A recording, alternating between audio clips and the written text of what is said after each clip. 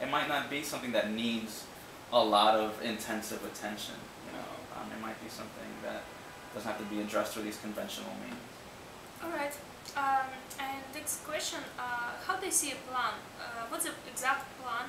Like, do you have in mind what's the next step to create a new society? Like, what's the steps? What are the steps of creating a new society? How do you change minds of people? Right. You know, that always, that depends. There's no fixed way to change the mind of an individual. So one of the things that is stressed is, well, I know I stress, and some people in the movement as well, you reach out to who you connect with. Even though it doesn't, the rewards, the fruits of the labor aren't really, how do you say, they're not tangible. But you have to communicate to people who respond well to you. So let's just say, I don't know, you know animals very well, and you talk about the Venus Project, and you understand and you like it, and you go talk to the animal community, and they relate to you. So it's a matter of relating and communicating the message to as many people as you can in a way that they can relate to. I think that is the most effective way. So, you know, if I talk to people who, I don't know, are into graffiti and something about the Venus Project, you know, scientists may not be able to convey the Venus Project to another graffiti artist like I would, even though he or she might be much more skilled as a technician.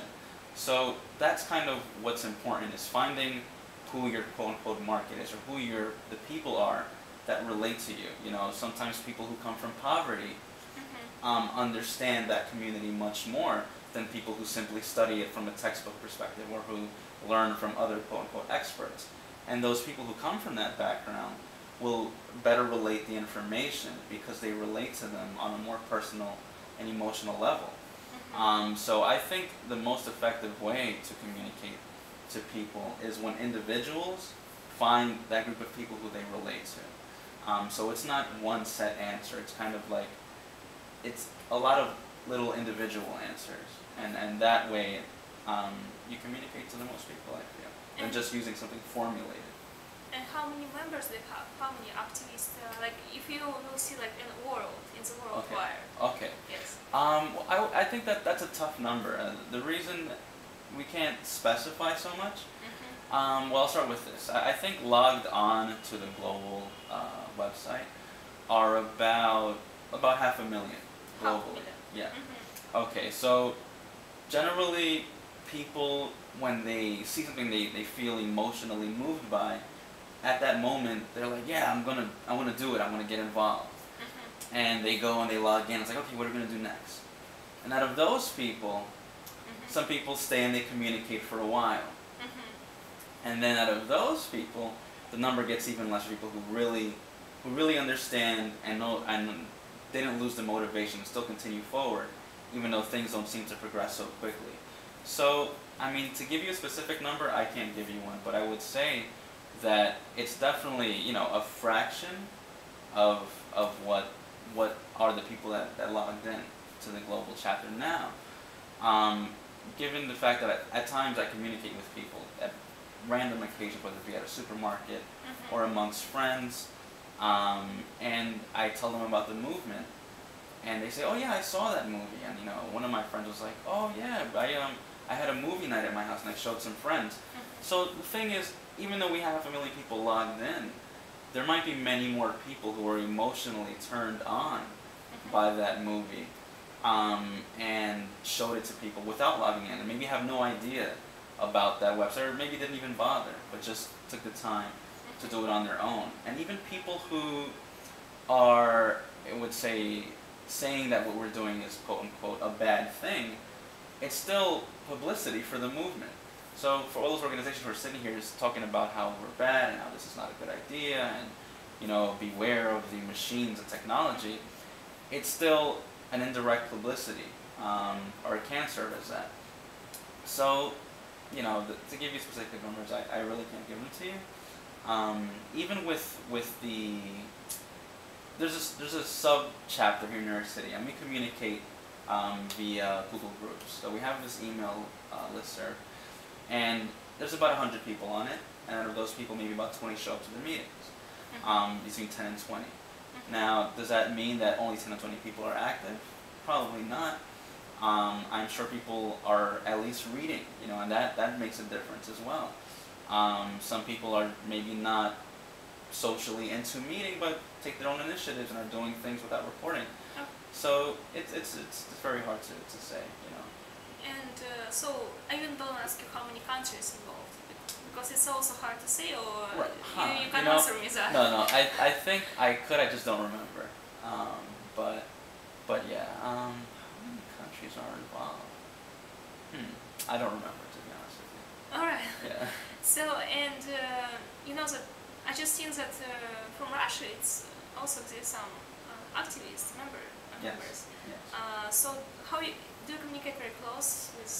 I'm not closely, me personally, but on the global chapters meetings, that's where a lot of the head coordinators communicate. We use a service called TeamSpeak. It's basically a chat room, and you can connect them from all parts of the globe. If you have internet connectivity, you can download the program and connect that way. But yeah, I haven't, actually, for me, I use a lot of Facebook. Yeah. And sometimes, and YouTube also. I have some videos posted up, and people say, "Oh, I like what you're doing." Actually, it was last week somebody posted up from Russia, from the Zeitgeist chapter in Russia, and I was like, "Oh wow, I had no idea." You just posted up there, and sometimes people see it from all over the world. There was another post I made where somebody from India liked the idea and say, "Hey, we're going to try to use this here in India." So there is some direct communication. There's another chapter from Spain. There's another member who I communicate with via Facebook, and so yeah. There's a lot of communication internationally, and it's very interesting because I don't know how many movements offer that. Because we're so technology based, and we appreciate the ability to do so. We take advantage of that, and that alone increases the information and knowledge that we can share with each other, and that pushes us forward so quickly. The movement's been around for about 2 years, so things are growing exponentially, and I think a lot of people relate to the fact that something is definitely wrong, and whatever we've been doing previously wasn't working, and it's time to try something new. So that's why I think we're advocating. So my movement was created in Florida, right, by Jack Fresco. Oh, actually, am I right? Almost Florida. Almost? Yes, actually, I'm sorry, Jock Fresco, yes, you're totally right. I was going to bring it down to Peter Joseph. Oh. Yeah, Jock Fresco has been advocating, since the 70s, as far as I know, and probably the ideas, maybe even before. So the Venus Project, yes, it comes from Venus, Florida. Yeah. So you here, like, is your New York movement? Yes. How often, for example, you meet and all together from New York, Right. and like it's once a week, once a month, or? I would say it varies between once every 2 to 3 weeks. And then we have meetings every 2 weeks. Twice a week.